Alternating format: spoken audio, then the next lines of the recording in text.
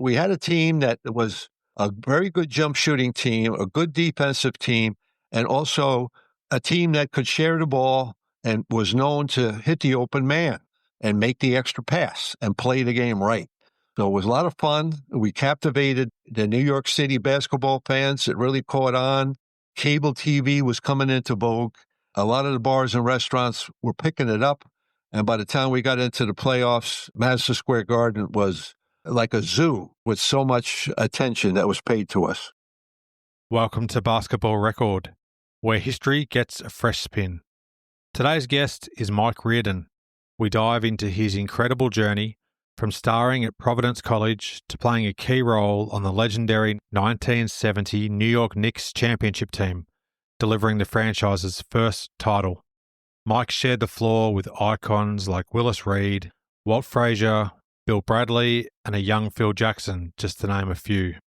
We talk about how he carved out his role on such a stacked roster, the lessons he carried into his years with the Washington Bullets, and how the era he lived through, including the Vietnam years, shaped his outlook on life.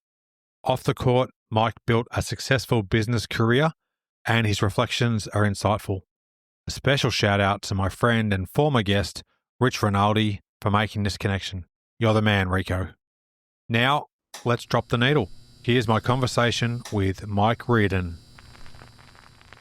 My guest today was a standout at Providence College and is a 9-year NBA veteran. He's in very exclusive company as a member of the iconic 1970 New York Knicks championship team, the city's first ever title. Mike Riordan, thanks for joining me. Good to be with you, Adam. Now, you're a New York native. You were born in Great Neck on Long Island. What sports did you play as a youngster, and when did basketball become your primary sport, Mike? I played baseball, football, basketball, anything that was going on at the time. High school, I just concentrated on basketball. That's it, from my 9th grade on. So it's been that way right up until I finished in the NBA. It's a great year-round sport.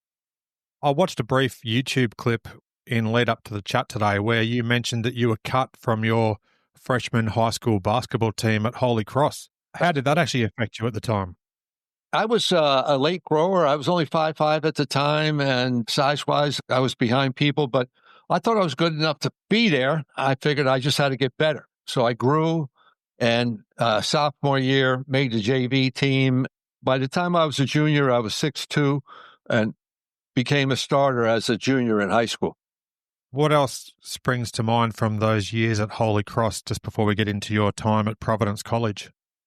It was a New York City Catholic League. We were in the Brooklyn Queens League. My junior year, we got to the finals, and we had already beaten Lou Alcindor's team, Power Memorial, who is now Kareem Abdul-Jabbar. We got into the finals and lost, but that was one of our signature wins that year. And then the following year, we got into the Final Four of the city championships again, wound up in 4th place, I think. But yeah, we had some good moments in high school, and that kind of springboarded me into being fortunate enough to get a ride to college. What led to your decision to play for Providence? I wasn't highly recruited my senior year because we didn't have a whole lot of size. I was jumping center at 6'2", against guys 6'8", 6'9". So I don't think a lot of colleges wanted a 6'2" center. I had a couple New York teams, Manhattan and Hofstra and Columbia. I even took a tour of the Naval Academy. But I had seen Providence in the NITs and was kind of enthralled with their fan base and the way they concentrated on basketball. And the coach of the team was a New York native that grew up around Holy Cross, a guy named Joe Mullaney. I was hoping that things would work out there because it's always a question mark whether you're good enough to play in a school like that, but things worked out for me. I read that Providence's Frosh team was once labelled the college's best ever when you were there. That team that you were on went 21-0 in 1964, so a perfect season. What do you remember of that freshman squad? Yeah, we had 3 highly recruited players, and the one player, Jimmy Walker, he was ready to play right away. If freshmen were eligible, he'd be probably the best player in the school. He was that good. He was 6'3", about 220, great handle, could score on anybody. He wound up being the, first or second pick in the drafts 4 years later. He was that Yeah. good. And he wound up averaging 30 a game his senior year. If there was a one and done in our era, he would have been gone after his freshman year. So our freshman team was loaded. We had a 6'8" center from New York City named Dexter Westbrook. He was extremely quick and well ahead of his time. And then we had a guard that was a All-American out of Massachusetts named Steve Sarantopoulos. So we were loaded, and we pretty much played against the varsity and held our own as a freshman team.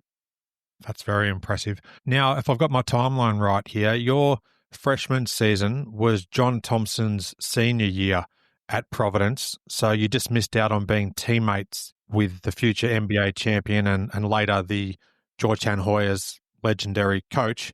What impact did John have on you whilst you were both at Providence? Yeah, he was from the D.C. area, and when I went there, he was going to be the center of the varsity team, and the whole offense was centered around him. The hope was he was going to be a high NBA pick. I think he won 25 a game his senior year, operating out of the post. He kind of put Providence in a different light as far as compatibility with the big teams. Providence had some real good wins when he was around. By the time we were eligible to play from our freshman team to the varsity, he had left, but we felt we were in pretty good shape to keep carrying the load. I read that you were one of 3 sophomore starters and your team went 24-2. You were the third leading scorer with 12.4 points a game in about 25 minutes per contest. Now, interestingly, you bowed out to your future Knicks teammate, Princeton's Bill Bradley, in 1965's East Regional Final.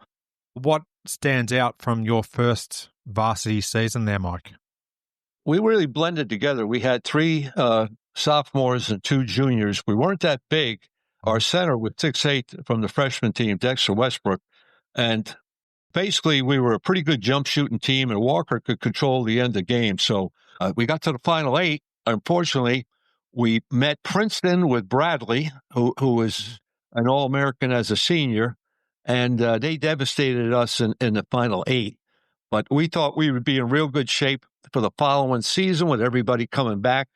Unfortunately, we lost our center, Dexter, and we just weren't the same team, just didn't have the size to compete against the better clubs. We still had a winning record. We made the NCAAs, but our whole chemistry was broken up, and basically our size was diminished greatly. Very enjoyable seasons, both sophomore and junior years, and even senior year. I think we made it to the NIT. I have no regrets of going to Providence. It was a great school to play ball at. The townspeople treated us like a pro team there. Yeah, even to this day, Providence plays in a sold-out arena that sits 10, 11,000. And when we were there, the student body was only 2,000 people. So the rest of the support there, the townspeople were just outrageous in their support. Now, just on Bill Bradley for a moment, in that game that you mentioned, he had 41 points, 10 rebounds, and 9 assists. Princeton would go on to finish 3rd in the nation that season. So incredible stat line there in that game against you, and you'd obviously be future teammates in New York. Yeah, he reminded me of that a lot when we were playing against each other. And my rookie year, I wound up guarding him a lot, and I tried to manhandle him as much as possible just for a little bit of vengeance. It's all in good sport. Even to this day, we communicate and talk about our times playing together as well as our times playing against each other. Because when I got traded, I wound up guarding him basically all the time when we played the Knicks. Just quickly, as a senior at Providence, you were named the team co-captain, if I'm not mistaken, with Jimmy Walker. I read that you had a career-high 31 points in a game against St. Joseph's in 1967. Do you happen to have any memories of that performance? It was an 87-74 win. Does that college high stand out at all? Yeah, no, I remember it was a good night. I don't remember the exact stats or details, but St. Joe's was always one of our big-time rivals. They had Jack Ramsey was coaching their Philadelphia team with a great tradition, and over the years with Providence, There was a lot of big-time games, so it was always fun just to not only beat them, that you felt personally you gave some help to what happened. Statistically, Adam, my memory's kind of faded on a lot of individual things. I try to remember the team wins and the team thoughts, because at this stage of the game, got to select memory. Well, you're doing really well to recall some of these details. Per the Friars 2024 record book, just a quick summation of the college impact there. You still rank 7th all-time in minutes per game, and you're 14th all-time in career rebounds per game at over 8 per contest. So some pretty impressive stats there. Just in relation to the NBA draft itself, the New York Knicks selected you. It was the 128th overall pick in 1967, the 5th pick of round 12. As a New York native, where were you on the day, and how did you actually learn that you were selected by the Knicks? I was at school at Providence and read about it in the paper the next day. Being in the 12th round, obviously, Adam, I wasn't a priority. That they had drafted Walt, Clyde Frazier, and Phil Jackson 1-2. Basically, if you drafted that late, sometimes teams get a hold of you 3 or 4 days later. So I just read about it in the newspaper, and I was thrilled that I got drafted. I wasn't expecting to be a high draft pick, so my expectations were met. It's a great achievement, no doubt. You actually began your pro career in the Eastern Professional Basketball League with the Allentown Jets, and I read that you averaged more than 20 points and almost 10 rebounds a game in the 1968 season. You were described early in that season, standout for Allentown. What do you remember of that season ahead of actually entering the NBA itself? The background, Adam, was coming out of college. It was a very volatile time in our country. It was 1967, and the Vietnam War was raging. So most people at that time, when you're getting out of high school or college, if you got a deferment, you had to face the draft. And if I got drafted, gone for 2 years, I would probably be in Vietnam. And my basketball career would have taken a big back seat to that. Fortunately, I got into a National Guard unit, and I had active duty that winter, but I was also able to play on weekends on that Allentown Jets team, which was like a minor league team for the Knicks at the time.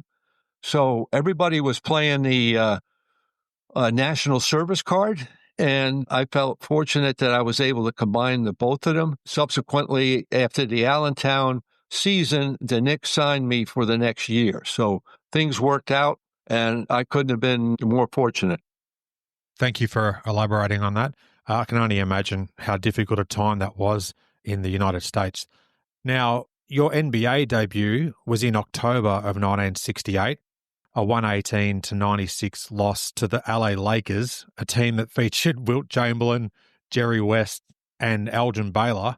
That's a baptism by fire. Do you recall anything about that debut with the New York Knicks? Yeah. Oh, yeah. I was thrilled to have an opening night to play for the Knicks, being a local player. In fact, I even had played against the Knicks when I was 10 years old. They sent players out to a community service. Us 10-year-olds were playing the Knicks for fun. So when I get a chance to be at Madison Square Garden, again, have opening night, it's a real big thrill. I didn't expect to play that night, and I don't know if I did. It was such an honor to be there. Well, based on the stats I've got here from Basketball Reference, you did play 11 minutes, you had 1 rebound and 1 assist, so you definitely got court time, and you played against one of the all-time great trios there for the LA Lakers. In that first season, you played 64 games as a rookie, and the Knicks went 54-28 before losing out to the Boston Celtics in the Eastern Division Finals. But I'd love to chat more about 1970. That was an incredible season for New York Knicks basketball. You were a key contributor to the championship team. You're known for your defensive prowess and team-first mentality. How would you describe that team and its incredible impact on New York all these years later, Mike? The New York background for the previous 10 years that I was growing up and rooting for them, they were all stalled by the Celtics with Bill Russell and that whole team, the Joneses, and they dominated the league. So the Knicks were kind of a afterthought. kind of a losing culture. But things were starting to turn around in the mid-'60s. They started drafting better. They picked up Bill Bradley, and they picked up Walt Frazier the same year I came out. The team was coming together, but the key thing was they made a trade for Dave DeBusschere, who was a all-pro power forward, and that just solidified the team. He was the missing link in our chemistry. And from then on, we had a team that was a very good jump shooting team, a good defensive team, and also a team that could share the ball and was known to hit the open man and make the extra pass and play the game right. So it was a lot of fun. We captivated the New York City basketball fans. It really caught on. Cable TV was coming into vogue. A lot of the bars and restaurants were picking it up. And by the time we got into the playoffs, Madison Square Garden was like a zoo with so much attention that was paid to us. I can only imagine. It just sounds like an incredible time. Do you occasionally watch some of the highlights of what games are available on YouTube to look back at what you achieved all those years ago? I see some highlights now and then. I think the biggest highlight that flashes a lot in our championship year, we were down to the 7th game against the Lakers with players you just mentioned, Will Chamberlain, Jerry West, Elgin Baylor. They were loaded. And it was a 3-3 in a series. So the championship game was at the Garden. And Willis Reed had a bad thigh injury. It was questionable whether he was going to play or not. He got a certain shot, took some of the pain out, and he came out late, and the crowd went berserk. It's kind of an iconic moment when a guy is hobbling out into the court. The crowd is everything behind us. And based on that inspiration and the game we had that night, that was how we won our first championship. Certainly know the moment you're talking about, and I think Marv Albert on the commentary says, "Here comes Willis Reed." Now, just briefly as a quick aside, in June of 1970, I believe that you might have been part of a small group of players who travelled to Vietnam on a tour of American military bases. Is that accurate? Yeah, in fact, different guys from the league, especially with the military, we had a reserve duty in the U.S. So instead of taking it there, we volunteered to do our reserve duty in Vietnam. So we were activated, and we toured all kinds of fire bases all up and down the country and basically living out of a chopper the whole time. Wow. Tremendous experience. In fact, there was Australian soldiers over there too. All right. Australia sent, I think, 20 or 30,000 soldiers over a few years. They had a certain regiment that was pretty famous for supporting U.S. troops, playing a part in the Vietnam War. So the Australian people, I think, also caught a lot of American soldiers who did R&R in Australia, rest and recuperation. When they got a 30-day pass, a lot of them wound up in Australia for that recreation. So Australia always had a voice in the Vietnam War. It wasn't Waltzing Matilda, though. I don't know if you're familiar with that song. I am indeed. There's a very famous song here because of what the Australian people had to go through at Gallipoli in World War I. We feel like a lot of Australians are our brothers.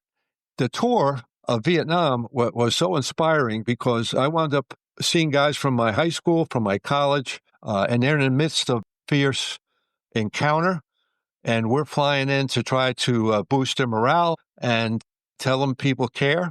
And I even wound up seeing a guy I was guarding 2 or 3 years ago in college. He was a captain of an infantry company just coming back from Cambodia. So the experience was something I'll never forget.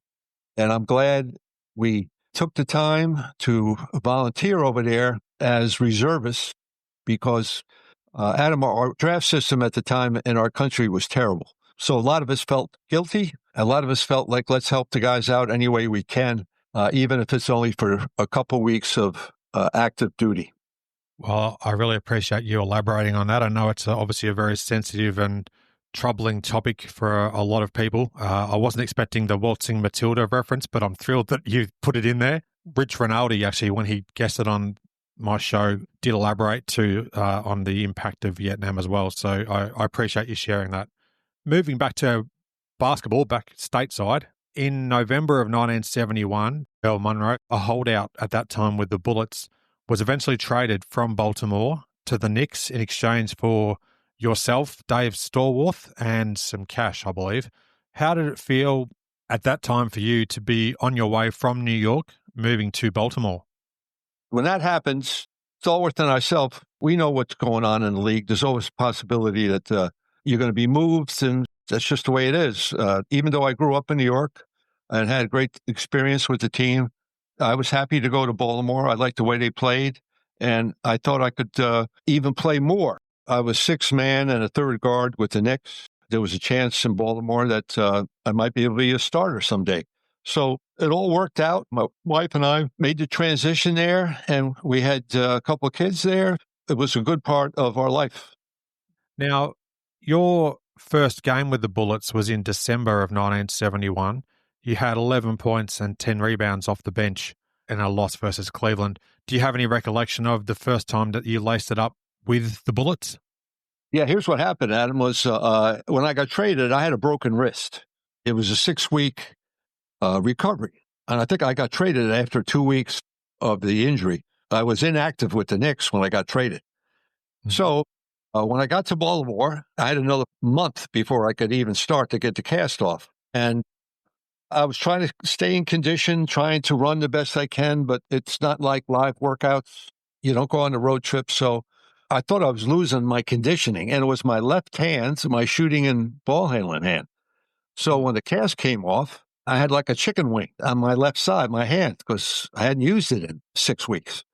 So I got 2 practices in, and the coach on the team, Gene Shue, says, how do you feel? I says, fine, I'm ready to go.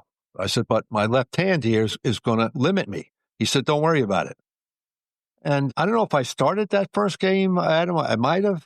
I don't remember coming out of the game. I was just so happy to be playing so many minutes and not coming out of the game and getting in the rhythm of things. And I'm thinking, this is going to be great. Well, as soon as I got to the locker room, I started having problems. My body almost was in shock. I had muscle cramps all up and down my body to the point there were spasms coming and going.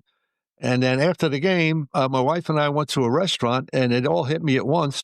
I hit the floor and couldn't get up for a half an hour. Oh, wow. My body from my neck to my toes was extremely painful in muscle cramps.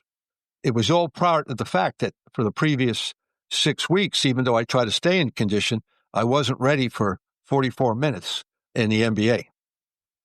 In early March of 1973, you had a 23-point, 5-rebound and 5-assist game in a win over the visiting New York Knicks. How did it actually feel for you to play so well against your former team at that stage? Yeah, it felt great. I was good friends with all the guys on the team. So before the game, we were catching up. But once the whistle goes and you're at each other's throats trying to beat each other, I just felt very familiar and relaxed and confident because I knew all their plays and was helping my teammates. I gave them a good scouting report before the game on what to expect and where and how to do a counter on each one of the plays they called. So it was a very rewarding and very fulfilling game to have that kind of game against your old team. Great to hear. Now, in 1973, the Knicks would eventually eliminate your Bullets in the Eastern Conference semifinals. That same season, you were named to the NBA's all-defensive second team. How did it feel for you to be recognized for the tenacious defense that you were playing? That was a surprise to me, Adam. I was so thrilled just to be playing that many minutes and being a big part of the team and being acknowledged as a full-time player rather than a part-time player. As far as the defensive team, that kind of put a cherry on top of everything to be acknowledged by other players in the league and coaches. My expectations had already been met just by the fact that I was a full-time player now. So any kind of personal awards was unexpected and definitely appreciated. Yeah, that's a great achievement to have that under the belt for sure. Now, skipping ahead to the 1975 season, early in that season, you had a career high 39 points against the Phoenix Suns, which was at the Capitol Center. It was a 108-94 win. That's your career high by quite a bit. Does that performance reside somewhere within the memory banks? And if so, what sort of springs to mind from that high output on that day? I remember it being a good night. I mean, looking back now, unless you tell me, I wouldn't even know that I was 39. It was the type of night where anything I did shooting-wise was going to go in. It doesn't happen often, but when it does, you try to max it out, and it was pretty enjoyable up and down the court, getting so many shooting opportunities. Teammates realizing you got it going and keeping you going. It was a personal high, but I knew I wasn't going to be scoring in that atmosphere again, but I enjoyed it. I toasted it after the game with a cold one and moved on. More importantly was, hey, we got another game, and I know I'm not going to have 39 again the next night. So get back to the average and get back to winning basketball. And that was the most important thing when I was playing. It wasn't really the statistics. It was the team statistics. It was the win. It was the competition and to try to make other players better. And hopefully they make me better. That was the whole driving force. I can see why your teammates enjoyed playing alongside you so much, because you're all about the team play, and that's obviously what people remember you for as well, and the tenacity that you showed. In 1975, your Bullets met the Golden State Warriors in the NBA Finals. Unfortunately, Rick Barry and company swept the Bullets in 4 games, but for the context of our listener, the series was much closer than most recall. 2 of the 4 games were a 1-point margin, and Game 1 and Game 3 were only decided by 6 and 8 points, respectively. And you had a terrific Game 2. You had 21 points in 34 minutes. Just before we discuss a rather wild moment that happened in Game 4, how do you reflect on those 1975 finals in contrast, of course, to the winning finals in 1970 with the Knicks? Yeah, I mean, it was very disappointing. We really had a good year. We felt we were the best team in the league, and we had beaten the Celtics on our way to playing Golden State, and we were on a high level. We only had one problem. One of our best guys coming in off the bench blew his knee out, a guy named Jimmy Jones. He was a big-time scorer for us. We had to try to overcome that and still pull it out. Unfortunately, we had a lot of nail biters with Golden State. They were the better team. I still get angry. I still get frustrated thinking about it, but try to let it ride, try to concentrate on the fact we had a great win in 1970 on a different team. And I thought that maybe we would get another shot after getting wiped out in that final against Golden State. It gnaws at you, Adam. You don't dwell on it that much, but every time somebody brings it up, like right now, it's aggravating as hell, but that's just what it is. And you just try to move on. I love that you're so competitive about it. Even now, it's great to hear for what it's worth. In Game 4 at the Capitol Centre, I know that you don't like to talk about yourself too much, but you were involved in a pretty wild sequence that followed a hard foul that you gave to the Warriors' Rick Barry. Golden State's coach, Al Attles, stormed off the bench. He was held back by your teammate, Man Mountain, Wes Unseld. I'd just love to hear your take on what unfolded in that game and the emotions that were flowing at that time. Yeah, what happened, Adam, was so we were down 3-0. We're back at our home court, and Casey Jones, our coach, approached me and said, look, Barry is faking, and theatrics and drama is going to the line way too much, 15 times a game. He says, what I want you to do is to show the referees what a good, authentic foul is. That way, maybe they'll light up and realize that a lot of his antics were just drama. So I followed the cue. I took one foul on him early in the game, and the coach says, I want a better one than that. I think he had the ball over his head, and I tried to strike at the ball, but at the same time, I think I might have hit the side of his head. And that started what could have been a Donnybrook. The coach comes off the bench, and I have Wes Unseld trying to hold him, and some Golden State player is holding me, winds up at my back. It turned out it was all settled down, and Coach Attles was thrown out of the game. What happened to me? I got a foul called on me. They didn't have flagrant fouls back then. If they did, I probably would have got one. I'd say so. Trying to sum it up as best I can, Adam, but it was an attempt, change the complex of the game, change the refereeing of the game, and it kind of helped because Barry didn't get 15 to 20 free throws that game. but it was considerably less. He's still a great player and scored.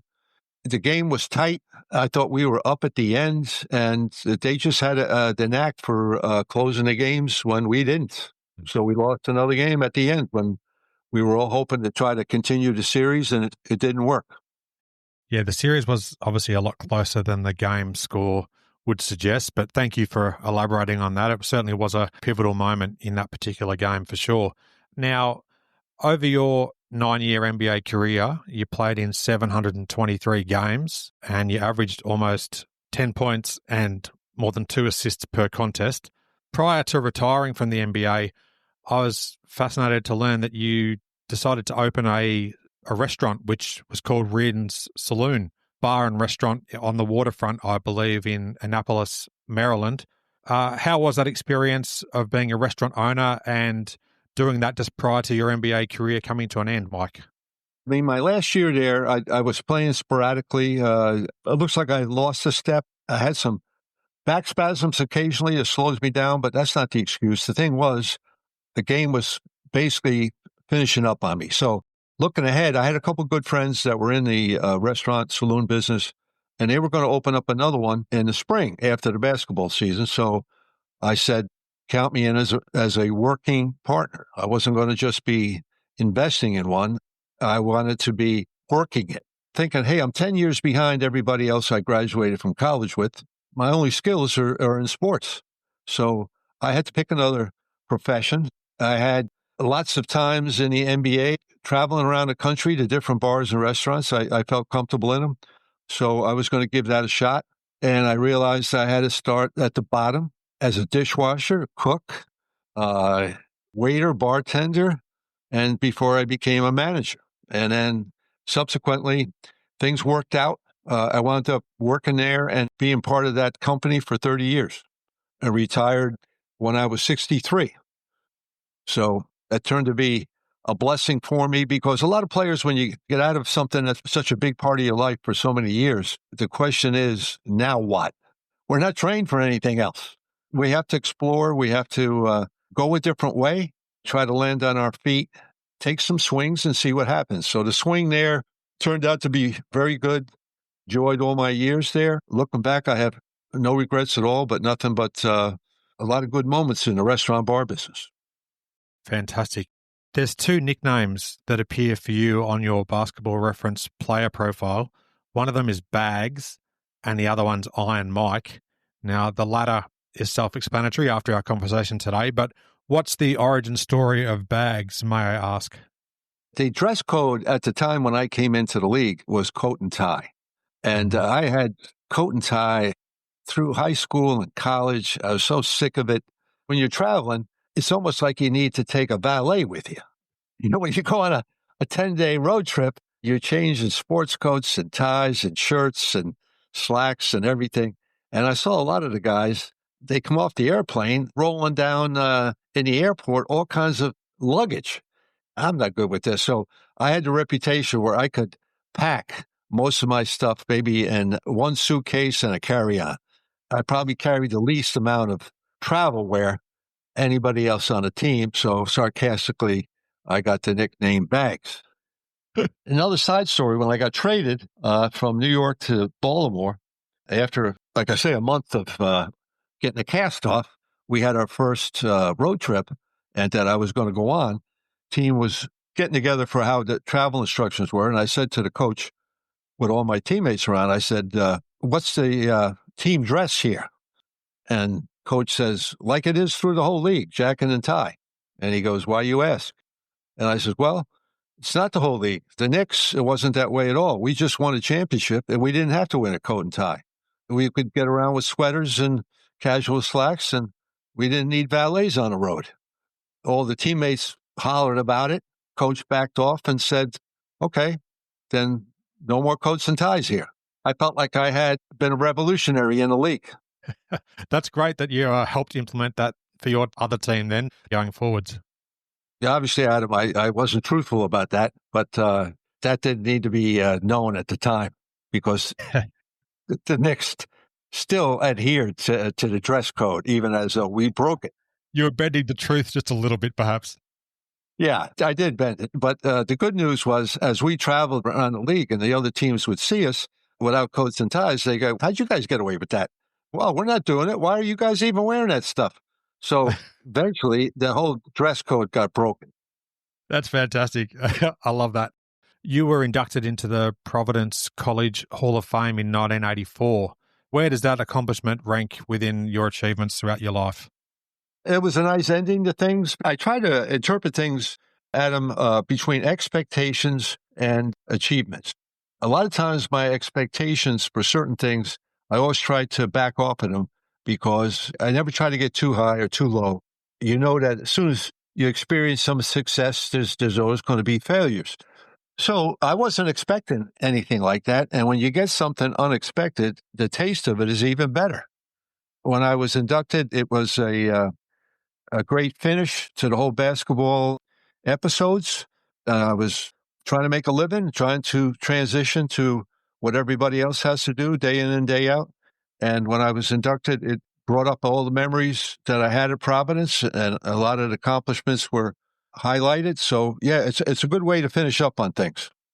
Now, I believe you're also inducted into the New York City Basketball Hall of Fame around 2014, recognized for your contributions to the game and the impact on your hometown. Just briefly, how did that feel to receive that honor as well?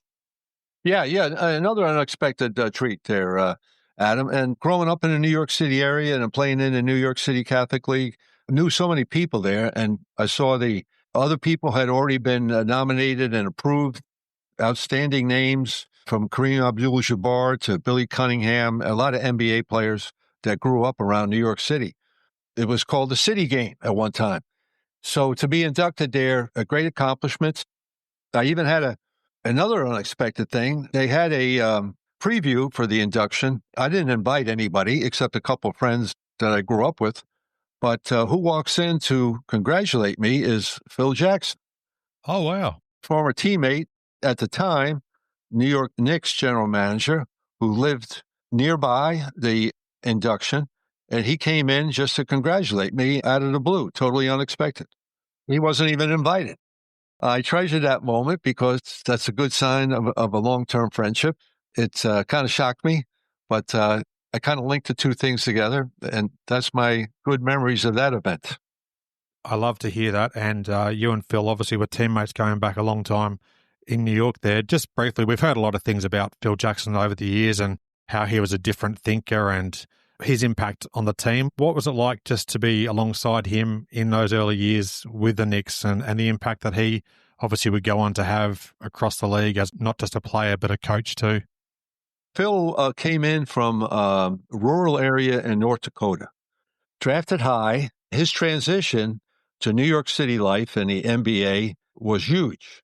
In fact, because I was local, the team asked me to show him around and get his feet wet.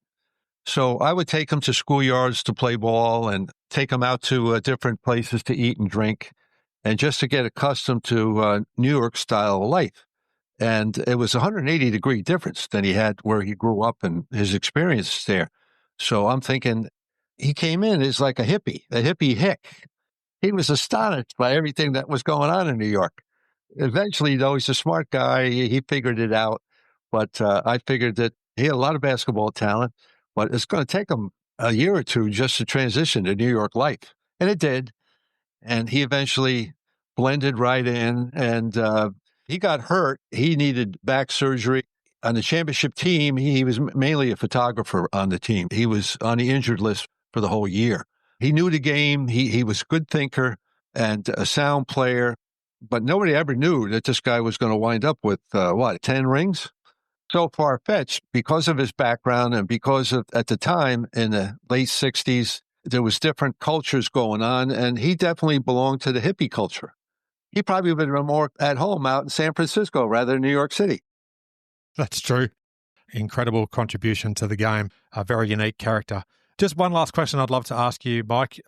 Do you have any particular significance to the jersey numbers that you wore during your career? I think you might have been number 54 and 55 on the road in Providence. And then in the NBA, you wore number 6 the whole time.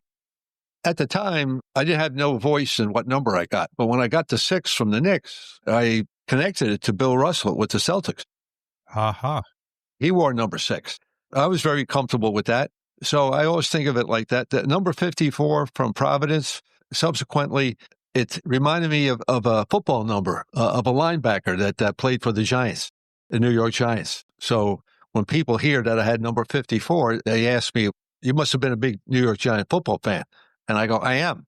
But I had no choice in that. That's what they give you. Gotcha. I love hearing that number 6 also was in reverence to Bill Russell. That's fantastic.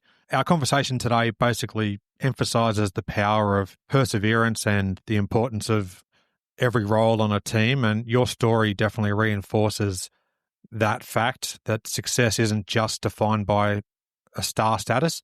Thank you again for taking time to chat with me today, Mike, and I appreciate Rich Rinaldi helping connect us, and wish you all the best in the future, and hopefully we might have a chance to chat again one day. Yeah, hey, yeah. In the future, Adam, if you want to put up with me, go ahead and do it again. Oh, absolutely, I will do. It's been a treat to have you on the show. Hey, keep on sending Australian players to the NBA. We love to see them. Yeah. Have you ever been to Australia? No, I'd love to get there. It's when I was in Vietnam, I heard so many good things about the Australian people from the soldiers that went there and came back, and they enlightened me about the Australian soldiers that were in Vietnam. So we got a lot in common, don't we, mate? Yeah, we do indeed. I love it when US guests say, mate. We do indeed, mate. It's been a pleasure to chat with you today, Mike. Enjoy the rest of your evening, and all the best. Yeah, all the best, Adam. Talk to you. Bye now. That's the final press on today's episode of Basketball Record. A big thank you to Mike Riordan for sharing his story.